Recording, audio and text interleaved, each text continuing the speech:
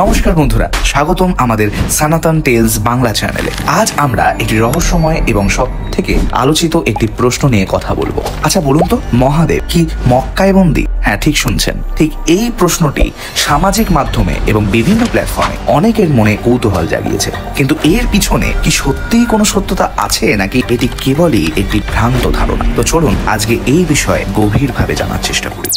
প্রথমেই আমরা জানার চেষ্টা করব যে এই প্রশ্নটি কোথা থেকে এলো। সামাজিক মাধ্যমে এবং বেশ কিছু ওয়েবসাইটে একটি গল্প প্রচারিত হয় যে মহাদেব অর্থাৎ ভগবান শিব কোনোভাবে মক্কায় বন্দী আছেন। এই দাবির সঙ্গে প্রায় মক্কার কাবা শরীফের কালো পাথর বা হজরে আসওয়াদের কথা উঠে আসে। কেউ কেউ বলেন এই পাথরটি আসলে একটি শিবলিঙ্গ, কিন্তু এই দাবির কোনো ঐতিহাসিক বা ধর্মীয় ভিত্তি আছে কি? এই প্রশ্নের উত্তর খুঁজতে গিয়ে আমাদের প্রথমে বুঝতে হবে যে মহাদেবকে। হিন্দু ধর্মে মহাদেব হলেন ভগবান শিব, যিনি ত্রিমূর্তির একজন, সৃষ্টি, স্থিতি এবং প্রলয়ের কারণ। তিনি শৈব ধর্মে সর্বোচ্চ দেবতা এবং তাঁর পূজা শিবলিঙ্গ বা মূর্তির মাধ্যমে করা হয়। উইকিপিডিয়ার তথ্য অনুযায়ী শিবের নাম মানে মঙ্গলময় এবং তাঁর তৃতীয় নয়ন বা ত্রম্বকম নামটি তাঁর অসীম শক্তির প্রতীক। তিনি হিমালয়ের কৈলাস পর্বতে বাস করেন, যেমনটি আমরা পুরাণে পড়ি। এবার আসি মক্কার কাবা শরীফের কথায়।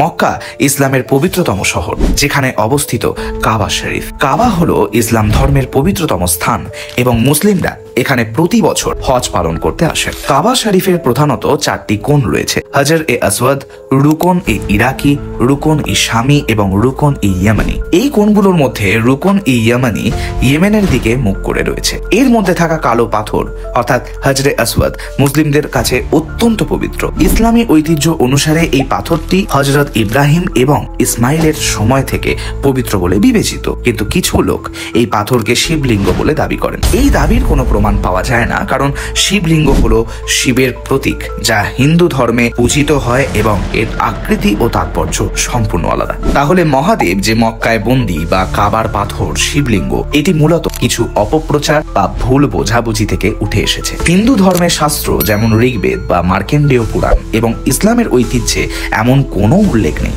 শিবলিঙ্গের অর্থ হলো মঙ্গলময় প্রতীক এবং এটি হিন্দু মন্দিরে পূজিত হয়, যেমন কেদারনাথ বা তারকেশ্বর। অন্যদিকে হজরে আসওয়াদের ইতিহাস ইসলামী ঐতিহ্যের সঙ্গে যুক্ত। কাজেই দুটি ধর্মের প্রতীক ও বিশ্বাস একে অপরের সঙ্গে মিশিয়ে ফেলা একটি ভ্রান্ত ধারণা। তাহলে এই ধরনের গল্প কেন ছড়ায়? এর পিছনে কারণ হতে পারে ধর্মীয় সংবেদনশীলতা বা সামাজিক মাধ্যমে অপপ্রচার। কখনো কখনো ঐতিহাসিক স্থান বা প্রতীকের মিল দেখে মানুষ এমন সিদ্ধান্তে পৌঁছে যায়, কিন্তু আমাদের উচিত তথ্য যাচাই করা। উইকিপিডিয়া এবং অন্যান্য নির্ভরযোগ্য সূত্রে এমন কোনো তথ্য নেই যে মহাদেব মক্কায় বন্দী বা কাবার পাথর শিবলিঙ্গ।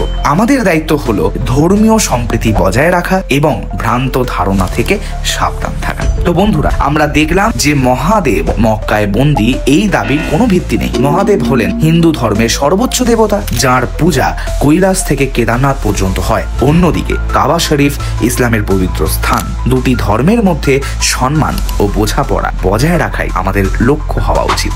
আপনারা কি মনে করেন? কমেন্টে অবশ্যই জানাবেন এবং ভিডিওটি পছন্দ হলে লাইক, শেয়ার এবং সাবস্ক্রাইব করতে ভুলবেন না এবং বন্ধুদের সাথে ছড়িয়ে দিতেও ভুলবেন না। হর হর মহাদেব। আমাদের সঙ্গে থাকার জন্য ধন্যবাদ। পরবর্তী ভিডিওতে আবার দেখা হবে। ততক্ষণের জন্য টাটা।